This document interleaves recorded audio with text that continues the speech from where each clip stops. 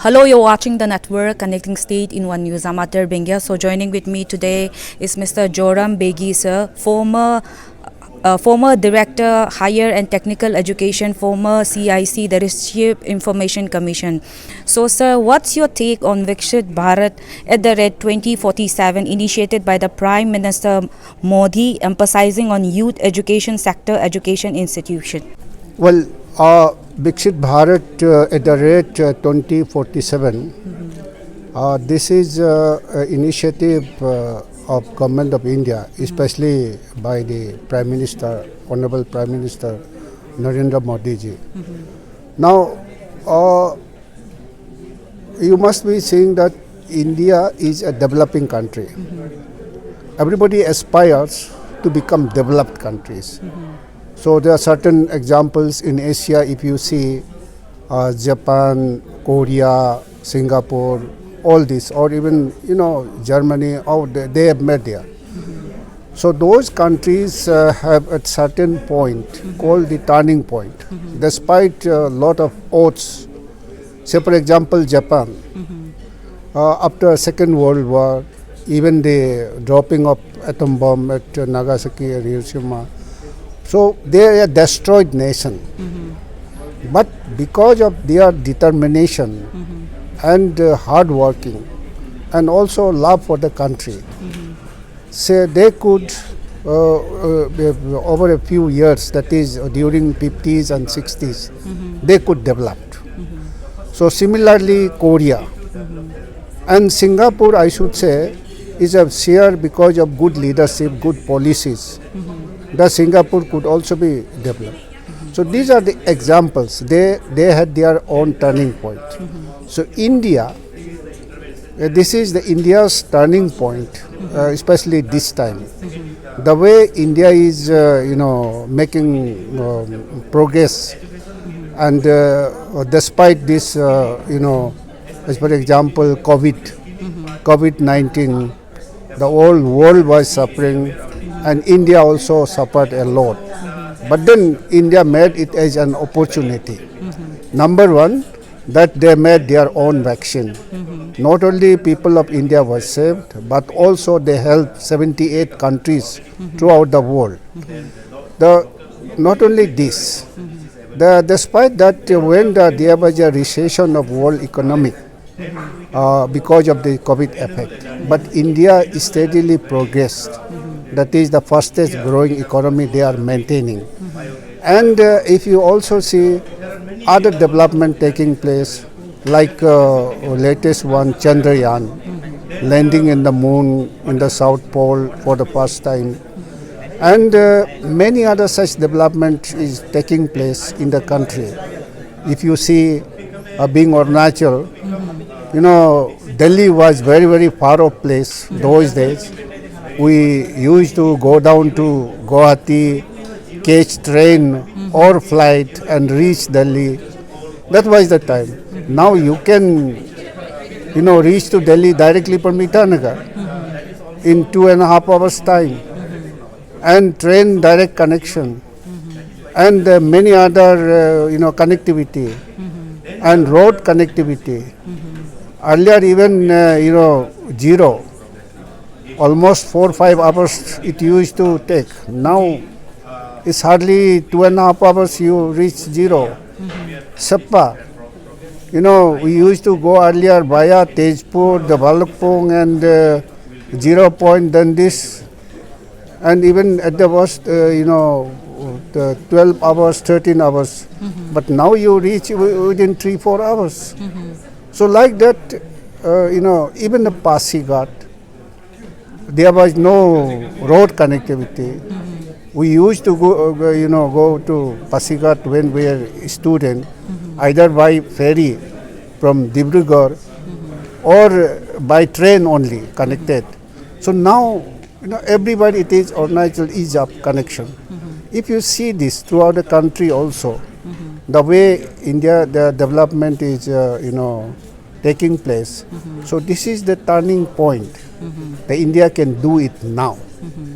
So that is why it is said that this Amrit Kal, which has started after completion of 75 years of independence, and this remaining 25, that is when India independent will be celebrating the 100 years. By the time the target should be make India a developed country. So given the opportunity, so it is the India's turning point for quantum jump for the Viksit Bharat. That is what. So, sir, today the Viksit Bharat at the 2047 underway here at Raj Bhavan, and you, as far as the excellence, academic excellence is concerned, you have attended the launching ceremony of Viksit Bharat as a prominent personality. So, my question to you is that you have for a lot of contribution in our state, Arunachal Pradesh.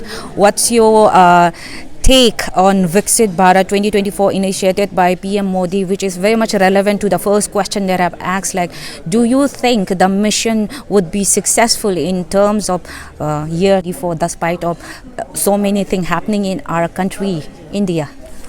Yeah. As far as Arunachal Pradesh is concerned, when the country as a whole, it's almost like a people's movement to make India a Viksit Bharat by 2047. The Arunachal will not be left behind. The Arunachal, being the late comer in the field of development, should be able to catch up along with the rest of the country. So it will be advantageous position, Arunachal, a state like Arunachal. This can also avail the the speed of that development which is taking place in the country. Arunachal will be benefited as a state in this movement, you may call it, that effort or endeavor the country is making. So Arunachal will be very much a part of it and will be hugely benefited by this. Sir, I have a very important question to foray into today's program. Since you've been connected to education sector for years together, being one of the academic excellence of Arunachal Pradesh, as we look into our academic performance is concerned, the paradigm we are witnessing cycling from bad to worse, and statistically it has proven that the literacy rate of Arunachal Pradesh was 65.3%, which was next to Bihar in terms of our state, Arunachal Pradesh. Can we still say that Arunachal will affirm Viksit Bharat in 2047? That comes to back to the same question again. See, it looks like that literacy rate of Arunachal Pradesh, 65.3, next only to Bihar, that is second from the lowest. It is not very encouraging figure, I do agree. But at the same time, we must know the historical factor also. When India was independent, the literacy rate was already 18%. And now, as per census 2011, it was 74.04. So this is a huge progress. And Arunachal is behind that, I know. But what was the literacy rate of Arunachal Pradesh at the time of independence? You must look at when India was 18%.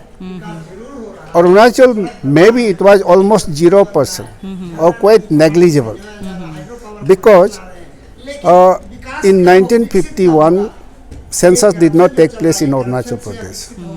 For the first time, the census was taken place only in 1961.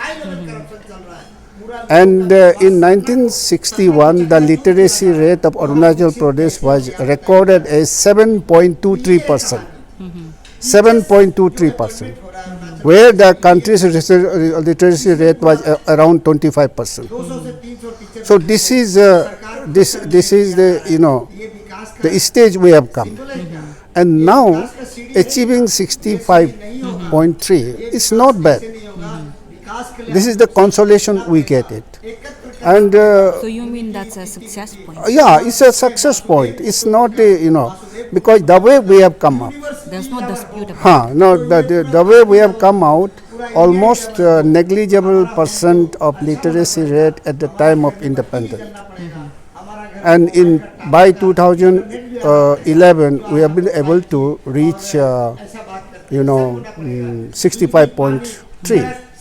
Maybe in another decade or so, Arunachal will be able to catch up. Now, on the other way around, today, GER, gross, enrollment ratio in higher education. India's GER is 28.4, but Arunachal has already achieved 33 in the higher education. School education, I know there are certain problems, and that will be taken care, hopefully. But then in the higher education, it is much better than the national average, what I mean to say. So that way, it's not lagging. Or maybe you don't call it that entire education system is bad here. There are school education has certain problems that we know. But then that is also being taken care. Hopefully this will also be corrected. But the other sector, especially higher education, is doing much better.